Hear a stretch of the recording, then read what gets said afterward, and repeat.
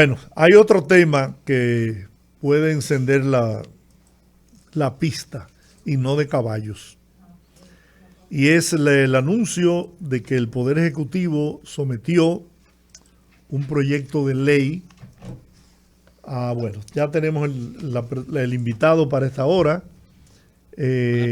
María Teresa Cabrera, precisamente para hablar sobre ese tema de el proyecto de ley que envió el Ejecutivo al Congreso Nacional para reducir unos 4.000 millones de pesos del presupuesto del Ministerio de Educación, en renglones que son fundamentales para la educación del país, para una buena educación. Recursos en áreas fundamentales como la destinada al servicio técnicos pedagógicos, educación primaria para niños de 6 a 11 años, servicios de educación para adolescentes de 12 a 17, así como bienestar estudiantil e instalaciones escolares seguras. María Teresa Cabrera, una maestra consagrada a la lucha en defensa de los intereses del Magisterio Nacional, conversa a partir de este momento con nosotros. Buenas tardes, María Teresa. Muy buenas tardes, un placer, un abrazo para el equipo. Gracias. Un abrazo, María Teresa. ¿Qué te opinas de esa reducción, María Teresa? Estoy en absoluto desacuerdo. ¿Por qué? Yo creo que es un contrasentido plantearse una reducción del presupuesto de educación en un momento en que el sistema educativo enfrenta desafíos nuevos a lo que ya tenía, ¿verdad? Porque los efectos de la pandemia hay que superarlo. La pandemia tuvo un impacto en los sistemas educativos en todas partes, en los países empobrecidos con mucho más impacto todavía. Pero nosotros, en este momento, la cobertura, por ejemplo, de los niños y niñas de 5 años, que son los que deben estar en el preprimario, en el último grado de la educación inicial, apenas hay una cobertura de un 67%.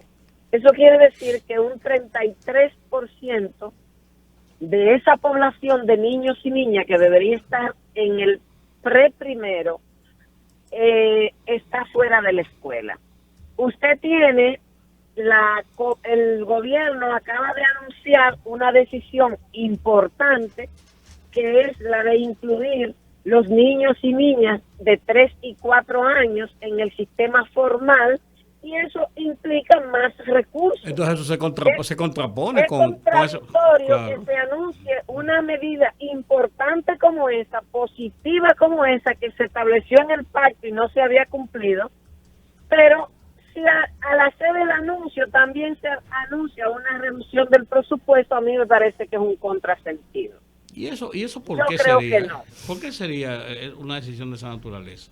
No sé, pero no tiene ninguna lógica y me parece que es una decisión que el gobierno debe reconsiderar. Yo digo al gobierno porque el Congreso nuestro es como tan difícil. El gobierno fue que lo sometió. Bueno, pero que lo reconsidere. Claro. Porque eso ¿Tú crees que eso tiene alguna relación con lo que dijo el nuevo ministro de Educación, de que se han echado al zafacón 250.000 millones de pesos destinados a la educación en los últimos tiempos?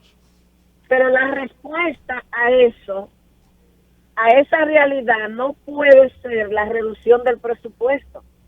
Al revés, lo que sí debe haber es una redefinición de las prioridades y asegurar un manejo transparente, racional de la inversión en la educación. Pero no puede ser quitarle el dinero, porque nadie discute que si usted quiere incluir a los niños que están fuera y las niñas, tiene que construir más espacios.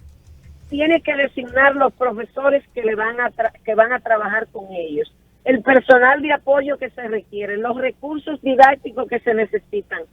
Hay que invertir en la formación de los maestros y las maestras. Entonces, no puede ser que porque no se haya definido con acierto las prioridades, se haya ido algún dinero por la vía de la corrupción, la respuesta no puede ser reducir el presupuesto, lo que hay que corregir es lo otro. María Teresa, No ¿sería hacer un gasto más inteligente del presupuesto de educación? Por supuesto que sí, una inversión, porque yo creo que lo que se destina a la educación es una inversión. Correcto. Al final. Claro. Entonces yo creo que en esto hay que ponerse a una. El presidente de la República ha demostrado que escucha. Yo creo que en esta ocasión debe escuchar. Es un contrasentido anunciar que se va a incluir a los niños desde los 3 años de edad al sistema formal y al mismo tiempo hacer una reducción del presupuesto de educación. Eso no puede ser. Una pregunta. ¿Hacia dónde piensas tú, que eres una experimentada maestra con una lucha incansable en pos de la educación del país, de una buena educación? ¿Hacia dónde deben enfocarse los mayores esfuerzos y recursos del 4% para mejorar la calidad de la educación? Todavía seguimos en los peores lugares en las evaluaciones que se hacen a nivel mundial y a nivel incluso de nuestra región. ¿Dónde hay que poner énfasis para que mejore la calidad de los estudiantes? Señores, somos de los países donde tenemos el más bajo índice de los estudiantes que leen y no comprenden ni entienden lo que leen. Eso es gravísimo. Sí, sin duda que sí, que es un desafío muy grande. Yo creo que, bueno, el ministro recién designado anunció que tendría el foco puesto en las aulas. Eso es una frase, pero que encierra muchas cosas. Si se es consecuente con esa afirmación, yo creo que sería un paso importante, porque eso debería implicar, primero porque en el aula es donde tiene lugar el proceso de enseñanza-aprendizaje. Allí están los niños y niñas y allí están los docentes y el personal que labora en la escuela. Entonces, una declaración como esa supone que todas las acciones, todas las medidas que se hacen incluso fuera del aula, tienen como destinatario al aula, al proceso que tiene lugar en la escuela. Eso implica el tema de fortalecer la institucionalidad, porque nosotros tenemos normas que no se cumplen, y como no se cumplen, no tienen el impacto que deben tener. Nosotros tenemos que conseguir que el Ministerio de Educación se concentre en lo misional y se le libere de todos esos componentes que tienen que ver con temas de proceso, de compra, de negocio, de esas cosas que le hacen perder tanto tiempo. Que haya un mecanismo que se ocupe de esos asuntos, que se garantice, por supuesto, que se haga de manera transparente, pero que el Ministerio de Educación se concentre en lo misional. Y lo misional de cualquier sistema educativo es conseguir que los estudiantes adquieran aprendizaje de calidad. Eso implica también poner el foco en la formación, en la capacitación continua de los maestros y las maestras. Si se asume la lógica de integralidad que tiene la carrera docente, yo creo que tendríamos resultados diferentes. El problema es que no se ha asumido así, con esa lógica de integralidad, que comienza con la carrera, cuando los estudiantes ingresan a la carrera de educación, lo que se llama la formación inicial. Luego que salen de la universidad, el concurso como mecanismo para probar competencias, capacidades. Luego, un periodo de inducción, de un acompañamiento pedagógico de 1 año. A continuación de eso, la evaluación del desempeño docente que aporta información relevante sobre las necesidades formativas que se detectan en los maestros y las maestras y la capacitación continua que debería dar respuesta a esas necesidades formativas. A mí me parece que si esta lógica que está en el marco legal se aplicara, los resultados serían diferentes. Mire, en el año 2021, según las informaciones que tengo, se dejaron de ejecutar más de 8.000 millones de pesos del presupuesto del Ministerio de Educación. Y bueno, si ahora les reducen 4.000, estaremos hablando de que han dejado de recibir o de ejecutar unos 12.000 millones de pesos. Entonces, resulta que concomitantemente con eso, hay comunidades donde las familias en el periodo de inscripción amanecen haciendo una fila tratando de llegar a tiempo para conseguir un cupo. Sí. Hay una cantidad de escuelas que deben ser concluidas. Hay que hacer una redefinición porque aquí se construyeron aulas donde no se necesitaban. Sí. Y donde hay una población demandando espacio, no se hicieron todas las que se necesitaban. Entonces, ahí hay una necesidad de inversión.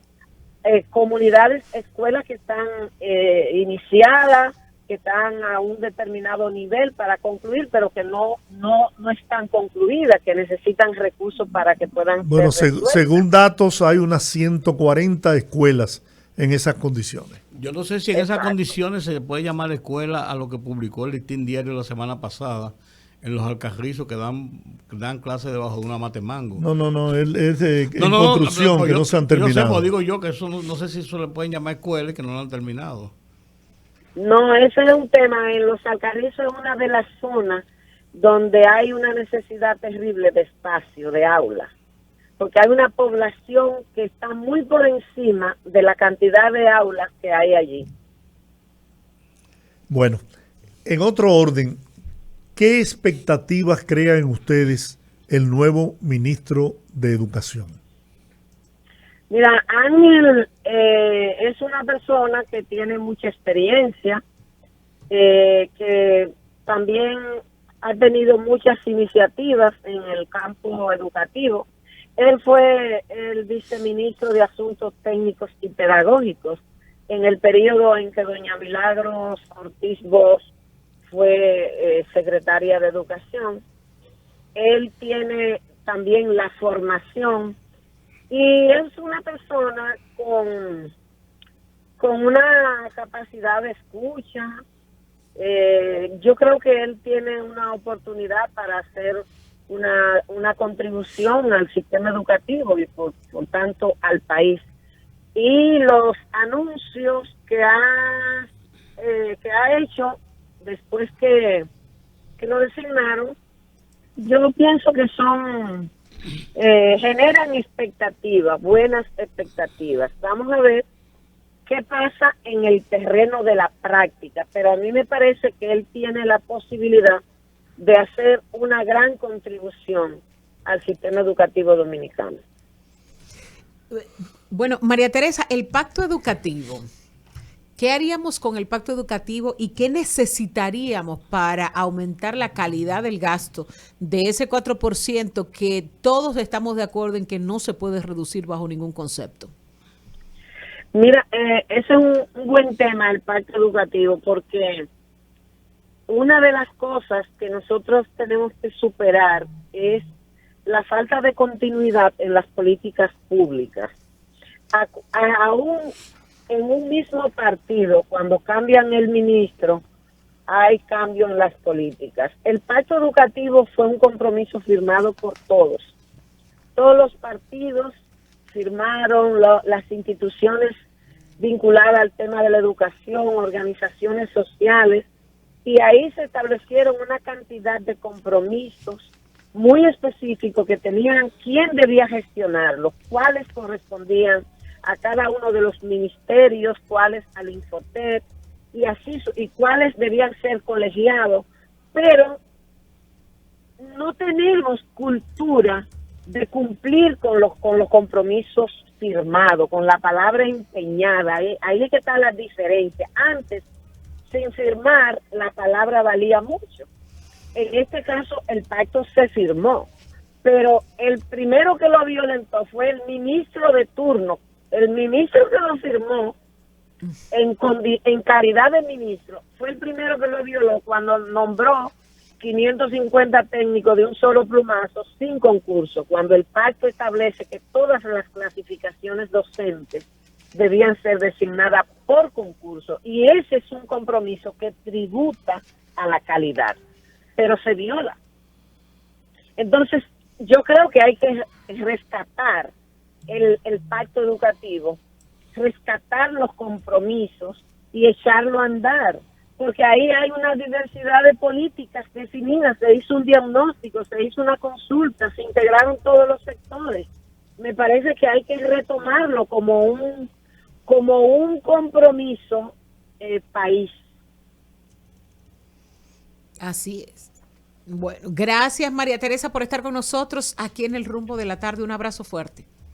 Siempre a la orden, igual para ustedes. Gracias, María Teresa. Bueno, el presidente estuvo en la capital dominicana, activo, como siempre. Un hombre que no descansa, trabajando permanentemente en el Distrito Nacional con el propósito de continuar el mejoramiento urbano para el desarrollo del país y mejorar la calidad de vida de los ciudadanos, que son el centro de las políticas públicas. El presidente Abinader encabezó el inicio de diversas obras en el Distrito Nacional que superan los 1.000 millones de pesos. Unos 468 millones serán utilizados para la construcción y rehabilitación de aceras y contenes en el Distrito Nacional, y otros 800 millones de pesos se invertirán en el saneamiento de las cañadas que atraviesan los sectores Los Girasoles y Los Peralejos. Se van a invertir más de 800 millones de pesos en estas dos obras y se impactará positivamente de forma directa en la vida de más de 45,000 personas y sus familias que viven en los barrios y sectores circundantes, gracias al saneamiento de alrededor de 6 kilómetros de extensión de ambas cañadas. Estas cañadas están supuestas a ser entregadas en el mes de noviembre del 2023. Tenían décadas los ciudadanos, los dominicanos de esos sectores pidiendo el rescate de esas cañadas. Las múltiples desgracias que se producían ahí, producto de la indiferencia que mostraban las autoridades al no resolver ese problema, bueno, pues ahora tendrán solución. Qué suerte. Qué bueno para esa gente. Qué bueno. Ya. Bueno, tengo detalles. El director de la CAS, Felipe Suberví, Fellito, dijo que en las cañadas de los Girasoles 1 y 2 se sanearán 3.400 metros que serán cubiertos con tuberías y encajonamiento de hormigón armado, beneficiando a más de 30,000 personas, mientras que la cañada de los Peralejos, con una extensión de 530 metros, cambiará la vida de más de 15,000 residentes. Ahí están. Vamos a confiar que esto sea resuelto y que, bueno, por fin llegue la solución para esos dominicanos que tantas vicisitudes han pasado con los que viven en el entorno de estas cañadas. Cada vez que hay inundaciones, cada vez que hay un aguacero, además de las aguas negras que por ahí circulan diariamente. Mire, vuelve una mujer a ser la primera ministra de Gran Bretaña, Liz Truss. Era la ministra de Relaciones Exteriores, ¿no? Ajá, la jefa de gobierno número 15. Seguidora de Margaret Thatcher. Ah, bueno, ella parece que tenía su camino. La dama de hierro. Sin embargo, las encuestas no la daban Al contrario, decían que no tenía las calidades para poder enfrentar la situación que vive Gran Bretaña en este momento. Bueno, pero parece que tenía el favor de la reina. No, el tema es que su contrincante era un descendiente nieto, de hindú. Sí, un nietecito descendiente de extranjeros. Además de eso, multimillonario, que banquero. Parece que hace algunos escándalos por allá, por Gran Bretaña y por Escocia. Y entonces como que quedó con un 38 nada más. Pero así esa elección fue a lo interno del Partido Laboral. Sí, porque el partido lo que hace es los que laboristas. El partido elige a su presidente, secretario general, que es presidente del partido, entonces él asume por el partido, entonces como primer ministro. Ese es el proceso en Inglaterra. Pero es nombrado por la reina Isabel con 96 años de edad. La reina es que finalmente le da la bendición y recibe la del otro. ¿Tú sabes dónde está la reina? En Escocia. A 800 kilómetros. Y hay que ir allá, los dos tienen que ir allá. Pero es la primera vez que se produce. Tienen que ir allá los dos. Sí. A uno para a renunciar la renuncia y al otro para nombrarla. Correcto. Bueno, aquí imagínese usted. Eso va a ser el martes de la semana próxima. 96 años. Y el miércoles se reúne el Parlamento para la aceptación final. Mire, a mí se me estaba olvidando que Rudy y yo somos royal. Seguidores de las monarquías. A mí sí, a mí me fascinan las monarquías. Oiga, yo no leo la revista Hola ya, porque se ha banalizado mucho, porque cuando era una revista real, realmente, no, a mí me encantaba. Pero déjeme decir, pues yo debí haberle traído una de Holanda. Una de verdad. Una de verdad. Mire, allá la discusión, escuche esto, para que usted vea las diferencias que hay entre estas dos partes del mundo. Nosotros estamos discutiendo por una cañada, estamos discutiendo por un escaño en una comisión de un partido político, estamos discutiendo por cosas que para nada, usted oye esa discusión, oiga ya la discusión. La discusión va por qué va a estudiar la hija de Máxima y el rey de Holanda, y si ella va a entrar a lo que aquí sería, ¿cómo se llama? La Asociación de Estudiantes de la UAS. Uh-huh.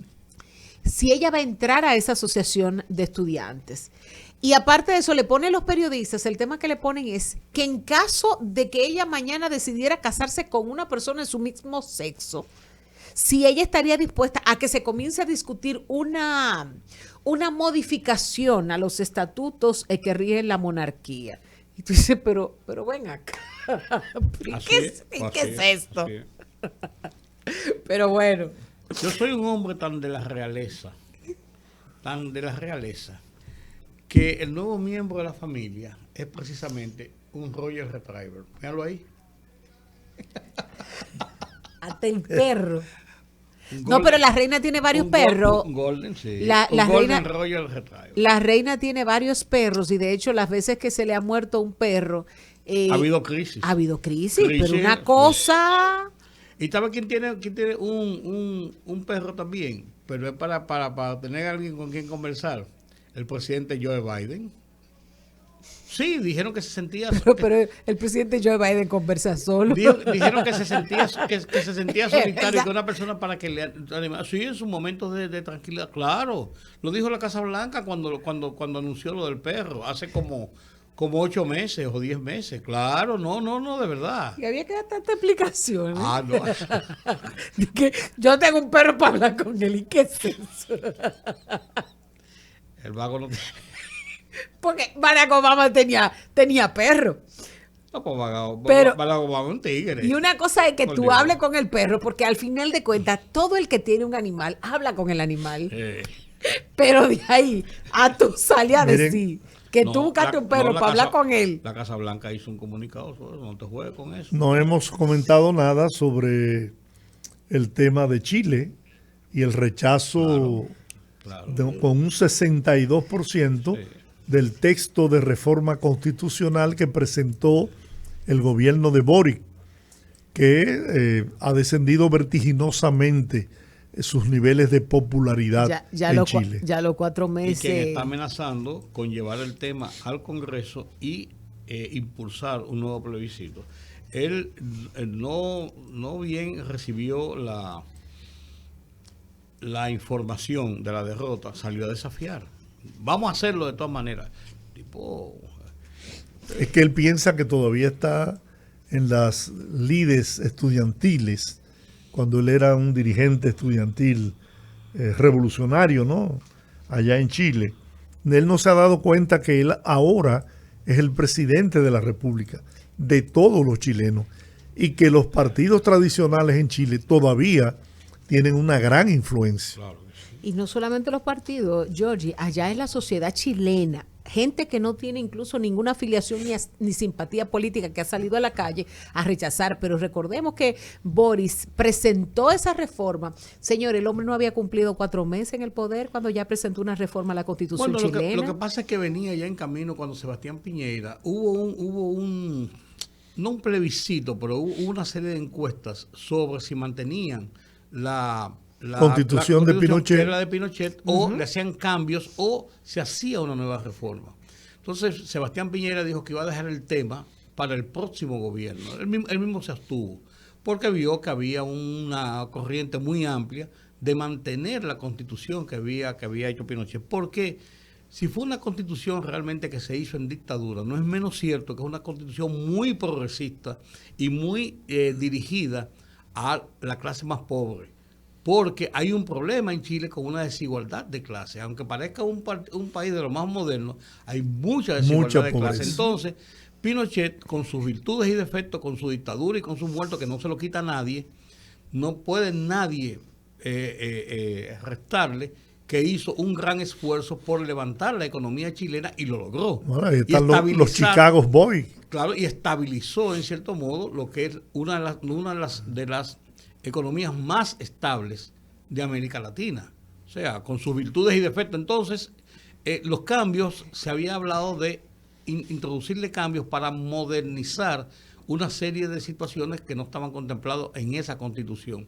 Pero después la clase política habló de hacer un cambio total, de hacer una nueva Constitución. Entonces Sebastián Piñera dijo, ¡ey! Yo no me meto en eso, y mucho menos en esta etapa. Entonces Boris cogió eso como parte de su campaña política, y por eso tan pronto ascendió al poder, comenzó a impulsarla, por lo que le dieron ayer fue una pela. No, pero aparte de eso, recuerde, el nivel de agresividad que han tenido los chilenos en contra de todo lo que está impulsando Boric ha llevado incluso que encontraron al hermano en la calle y le cayeron a piñazo. Claro, le dieron una golpiza por el simple hecho de ser el hermano del presidente. Lo retiraron y le dieron, sí, claro, salieron los videos. Pero ojo, el rechazo, eso hay que dejarlo claro, el rechazo fue no a la reforma de la Constitución, el rechazo fue al texto de reforma presentado por Boris y su gente. Porque lo que se estaba haciendo porque hay un acuerdo nacional entre todas las fuerzas políticas de hacer un texto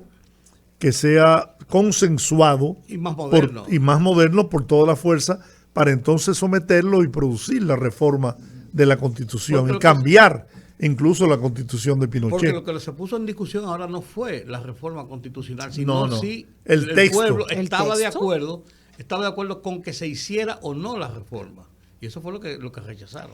Miren, a propósito, antes de irnos a la pausa, que ya nos queda poquitito, yo quisiera saber si ustedes realmente creen en el atentado que sufrió la vicepresidenta argentina, Cristina Fernández, viuda Kirchner. Ahora hay una investigación abierta, por supuesto, de todo lo que pasó ese día, y una expertise forense, tanto de la persona señalada como el responsable de haberle apuntado a Cristina, que le apuntó ahí. O sea, es increíble. Él le puso la pistola en la cabeza. Claro. Y la accionó. Y la accionó. Lo que pasa es que no disparó. No disparó. Tenía cinco tiros. Sí. Lo extraño de todo es que, o sea, lo que siguió pasando, ella siguió como conversando, bajó la cabeza. Alguien me comentó, conversé con un periodista argentino y me dice como que era que había un escalón, pero señores, lo menos que yo voy a pensar con una gente que viene y sobre todo sin saber si hay más de un atacante, es de que si hay un escalón, yo bajar la cabeza y quedarme socializando con la gente cuando tú acabas de ser víctima de un atentado. Entonces, ¿qué apuntan las investigaciones que están haciendo las autoridades chilenas? Que dicho sea de paso, independientemente de que el kirchnerismo nombró una gran parte tanto de la gente del Ministerio Público como de la misma justicia, hay una gran parte de la justicia argentina que no responde a política. Y esa parte es la parte que teme Cristina Fernández que la termine condenando a 12 años de prisión, y lo que se dice es que ella está empujando a que esa condena no le llegue antes de cumplir los 70 años, que lo cumple, si mal no recuerdo, en noviembre. Sí. Y si cumple 70 años ya le toca prisión domiciliaria. Si la condenaran. Si la condenaran. Pero si no llega, si esa condena llega antes de los 70 años, ella va para la chirola. Y la acusación es muy seria y parece que hay pruebas, según las mismas autoridades judiciales, que hay pruebas que la implican a ella como la cabecilla de arriba de un entramado de corrupción para la construcción. Bueno, el punto es que la verdad es que mucha gente, y la investigación parece que va en esa dirección, mucha gente piensa que fue un montaje, tanto para ganarse la solidaridad de toda esa segmentación presidencial latinoamericana socialista, como de los mismos argentinos que, aunque no sean kirchneristas, rechazarían que ella fuera víctima de un atentado. Sí, eso es conflictivo, poder probarlo. El tema está en que el tipo que estaba vinculado con ese atentado tiene todas las características de ser una persona totalmente desequilibrada, sí, fanática. Uh-huh. O sea, se ajusta al perfil de una persona que actúa en solitario en esa circunstancia. Pero también hay que saber una cosa: el que se arriesga a una situación de esa naturaleza es un hombre muerto. Sí. Claro. A él no lo mataron ahí porque la seguridad se le tiró encima y lo agarró, porque en el grupo no estaba lo de Fifarran. Uh-huh. O sea, es un suicida. Entonces, yo no sé, yo he visto todo lo que se ha dicho, y desde el principio se dijo que eso aparte de una trama, que ella una actriz que lo hizo muy bien, todo ese tipo de cosas. No sé. Bueno. La verdad que el mundo entero condenó el atentado.